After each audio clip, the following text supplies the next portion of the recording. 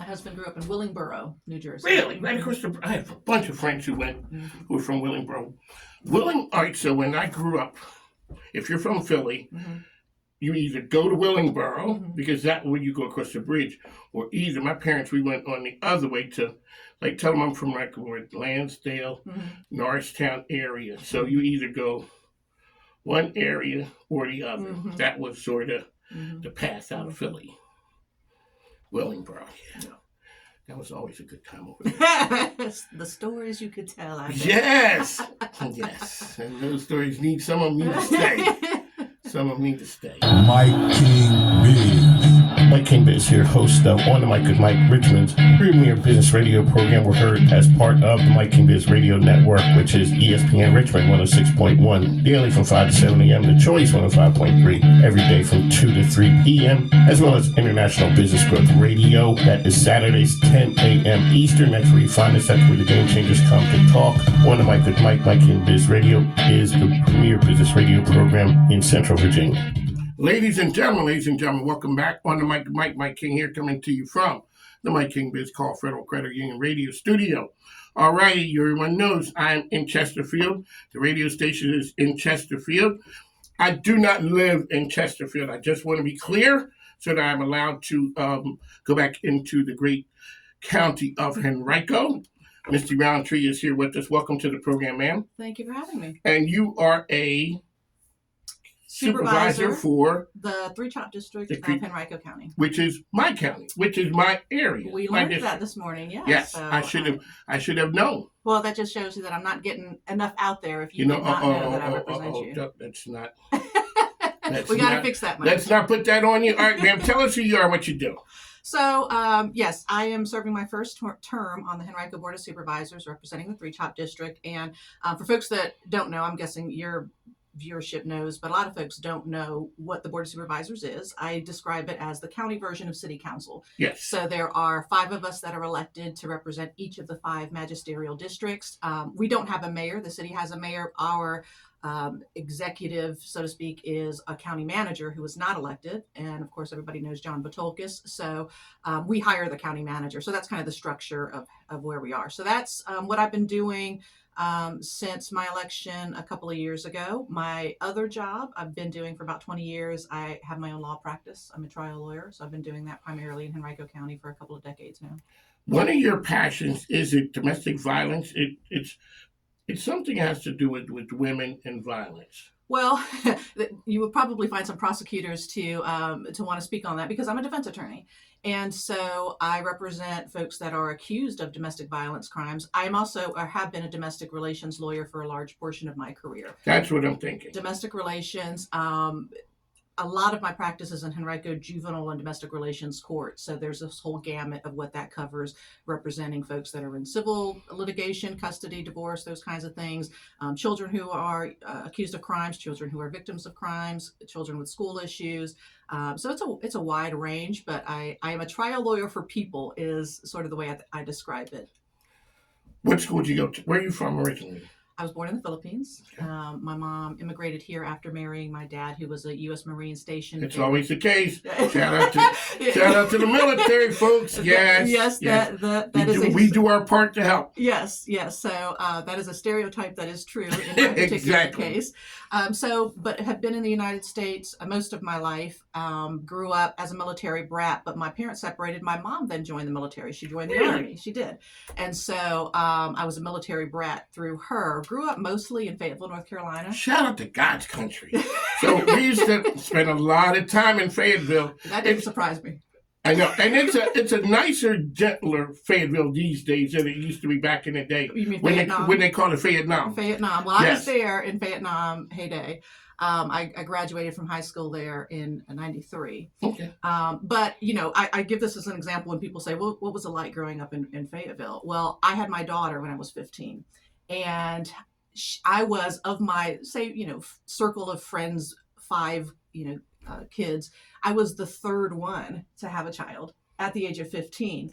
And so it was not at all uncommon to, teen pregnancy was very prevalent there. I grew up in a rough and tumble neighborhood that had a lot of police activity and things like that. So, I had my daughter when I was 15. I graduated from high school when I was 16 because despite the chaos, You was getting the work done. I was smart, You was getting the work and done. school was actually my respite. School was my safe Okay. space. I had a traumatic childhood. I was not safe at home, but school was where I thrived.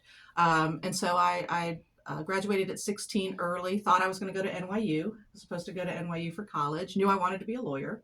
Well, how did you know when did you know that was going to be the path? Elementary school. I was, as part of sort of my turbulent childhood, my sister and I lived with a lot of different people. And so there was a family that we lived in Harrells, North Carolina. You probably never heard of it. Never heard of it. It's the country. And Miss Clara, who raised us, said to me one day, you need to be a lawyer because you argue with everybody all the time. And I didn't know what it was. My view of what a lawyer was at that time was, skewed. But I liked the idea of arguing all of the time. And so I actually wrote a letter when I was very young to Bladen Technical Community College. That was the closest higher education place there. And I said, I'm only, in elementary school, but I want to be a lawyer one day and save me a spot at your school. And to their credit, they wrote back and said, we'd love to hear from you in 15 years. So I had that in my head the whole time. Life took a lot of turns and got me, on different paths, but eventually I made it.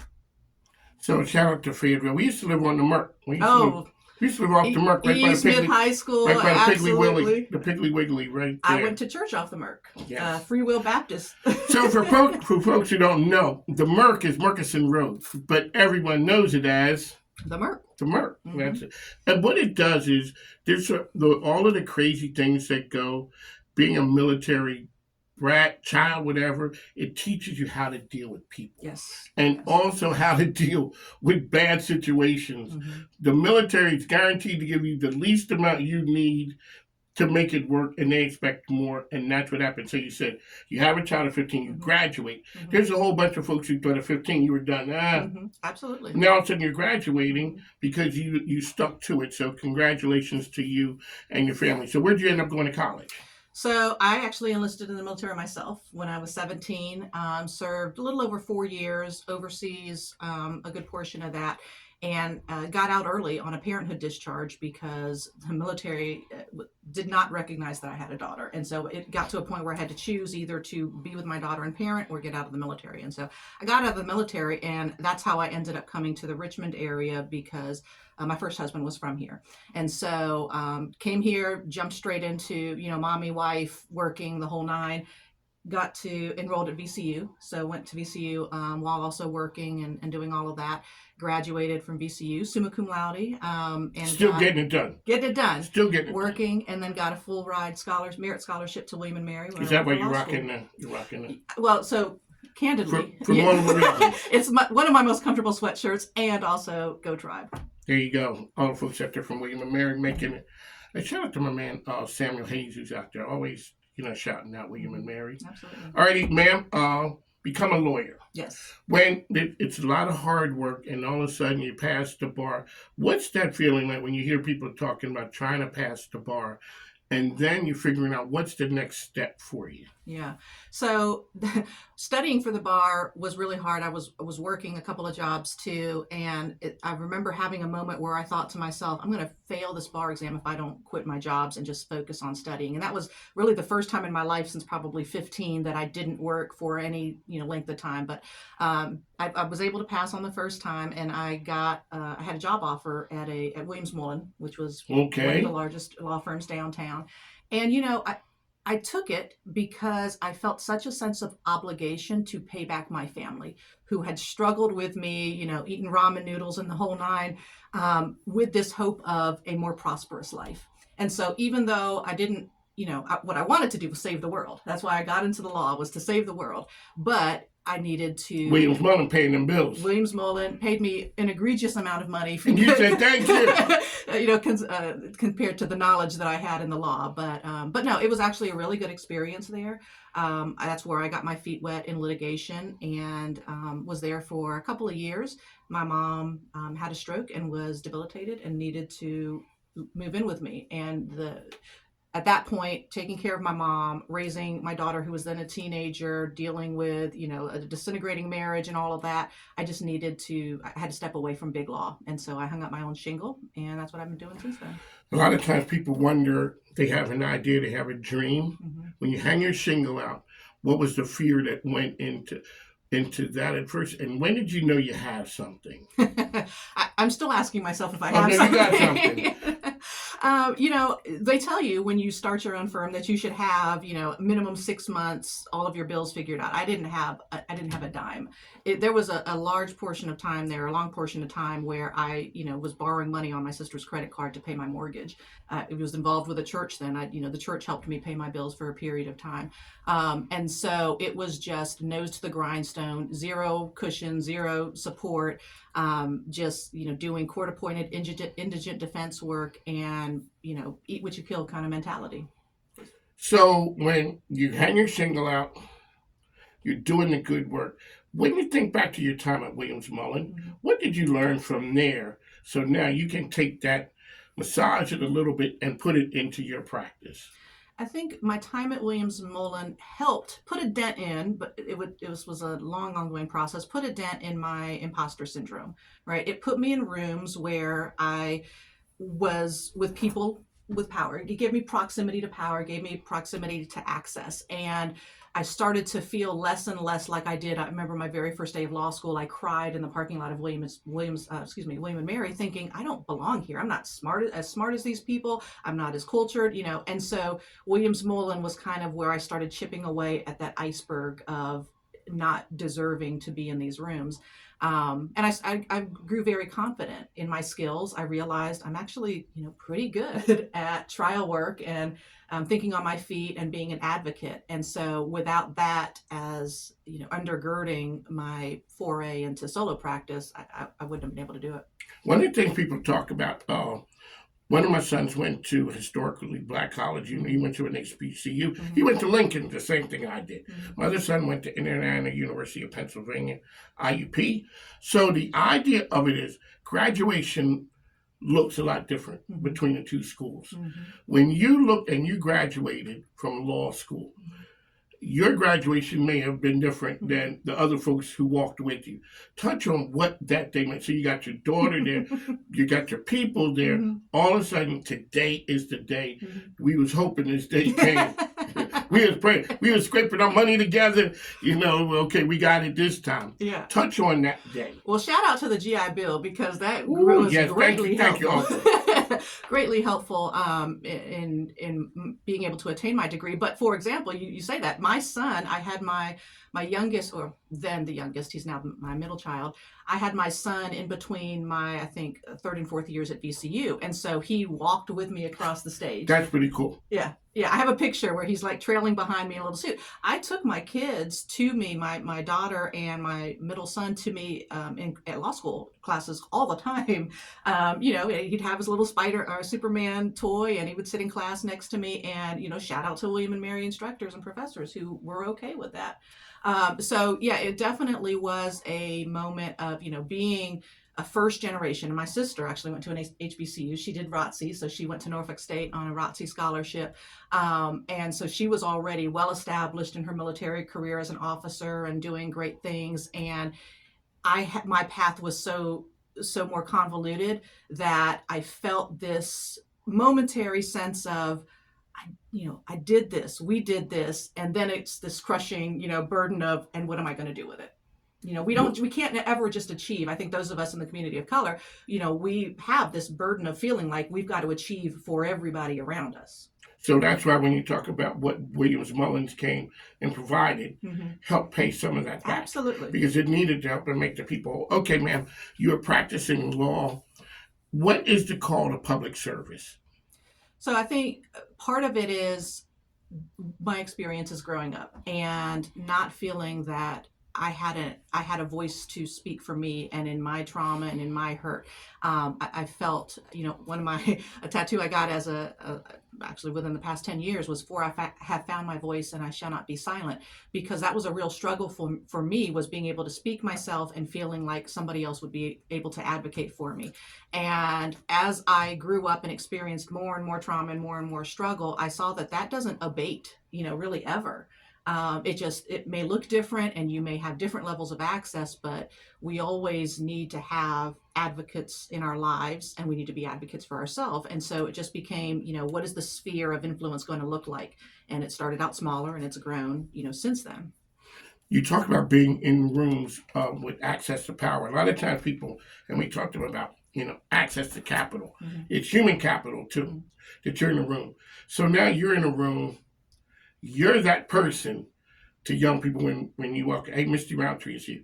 All of a sudden it turns into you're that person. Mm-hmm. Talk on what that's like. Sometimes you run into girls where you're like, hey, your path does not have to be like this. Mine is kind of, in Pennsylvania, we call it cattywampus. It's kind of like, it ain't straight. Yeah. If you squint and turn to the side a little bit, there's some twists and turns. Talk about what that's like when, you run into a person and it's just a regular day for you. But that day you said something to them that changed the course of their life. Yeah, it is. I feel that on an overwhelming basis all of the time, because I can think back to when I was a kid and somebody who probably had zero idea that they were influencing me or that I was watching them, that I still remember now. And I recognize that we all, are in that space, at different points.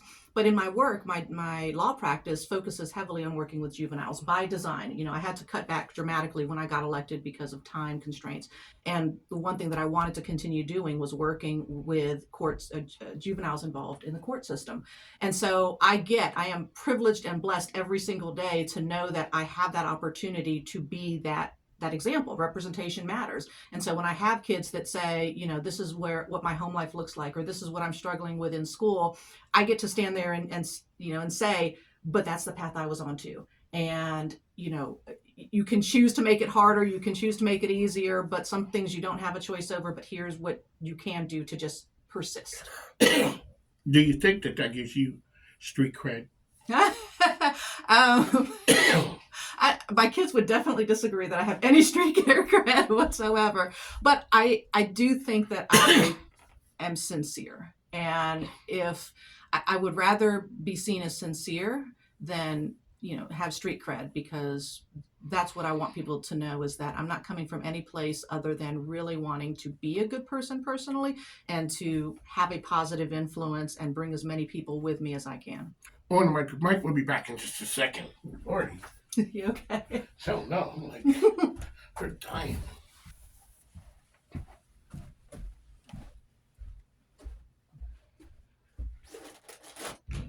Is it nice outside? It looks like it. I've been here since 8 o'clock. Oh, well, I mean, it's melting.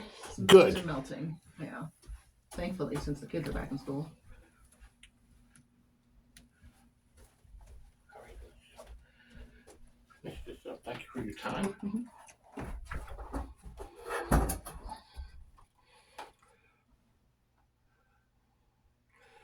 I used to get in trouble with some of these I would play. Hello from Washington, President JB here. Whenever Jill and I leave in our car, we tune into our guy, Mike King Biz, on ESPN Rich. And I followed up with this one. I enjoy listening to On the Mic with Mike every day. That's what I do! I got into a lot of heat when I had, when Kamala was running. I had this big sign behind me that said, I'm with her. I took a lot of heat. People were coming. And you know what I said? Nobody ever questioned that when I had the other side on. Right. Now you guys, I'm like, I can't believe you're making. Now all of a sudden, Carl Leonard is here talking crazy. Yeah. And all of a sudden, it's like, hey, why do you have that picture there? Yeah. Why did you say I'm down with her? Well, I got excited. Yeah. Well, Yeah. Here we go. All right, so let's do this. Mike King back. Counselor, thank you for joining us on the program. How can people get information about you? Well, I'm on socials. I Instagram, Facebook, even though I know that defines my age, that I'm there. primarily on Facebook. But I try to stay current with the social media aspects of it. Obviously, for the county stuff, there's county websites. I'm probably one of the easiest people to find and get a hold of. Yes, you are. Henrico County. Yeah, you are. I know. Yeah. It wasn't hard to get to you. Yeah. Other people, it is a little bit more. Touch on the idea when you come to council, Mhm. You're bringing fresh ideas, new ideas. Some of the folks been there for a while. Maybe it's part of we always did it like this. And touch on what it means for you having to stand your ground and fight fights. And sometimes people don't understand the position that you have to take with certain things. Yeah. Well, I feel very passionately about a lot of things that I am passionate about, and social justice arenas and how we treat our children and all of those things. I temper that because I recognize that as an elected official, I am representing 75,000 people in Three Chopt, 350,000 give or take in Henrico County, and so I am mindful of that aspect. But I do think that three of us were elected. And we sort of changed the demographic of the board in a big way. For me personally, in Three Chopt, my seat had never, ever been held by anything other than a conservative white male. And so all of a sudden, I come in as a liberal woman of color. And I'm still the only woman on the board, a second woman ever to be on Henrico board. And I feel that comes with an expectation and assumption that I actually embrace. I think that my experiences do kind of point me in the direction as far as what I prioritize and to help put a spotlight on things that my colleagues are probably in agreement with, but maybe just wouldn't think about to prioritize. So for example, childcare issues. How can we as a county, what can we do to help people with cost of, childcare or school lunches or things like that? My colleagues, love the idea, but it's not necessarily things that they would have centered. So when you look at that, I guess it sort of could possibly be the voice of reason. Your life experience says something that makes it important for you to talk about that, because there are people in the county. A lot of times when we look at or talk about homelessness and those things, people a lot of times will put it on Richmond, but we've had the folks come from the county and say, you don't understand. Or one of the best parts about this show is that you understand when I'm riding down, Broad Street and the school bus stops at a hotel. Yeah. What that means. There was forever, I didn't even think about it. You just wait, okay. You don't realize, why are kids getting on that bus there? And then you get into the idea of, okay, it's some folks who are homeless or housing challenged. Those are all the things that has to happen. There has to be a voice of reason in the county for somebody to say, maybe we need to look at that. Yeah, I mean, we have Monica Smith Callahan, who I'm sure Who's you know is amazing, amazing, and the work that she's been doing is phenomenal. That is what she lives and breathes. But I have frequent conversations with my colleagues. Now, we've got two ministers that are dealing with two men, out on the east end. Absolutely. But I am constantly telling stories to try to grow people's perspectives, because we do have these conceptions in our head, or misconceptions of who are the people that end up homeless. Well, really anybody. So many of us are a paycheck or two away, and with the cost of housing being so exorbitant, it's really not that far removed to need to be in a short-term hotel or motel or what have you. And so just trying to put a face on what that looks like and why it should matter. I, oddly enough, represent a district that is the wealthiest, and you mentioned it earlier with your other guest. I think you called it the glitz and the glamour. It is. That's of Shore Palm.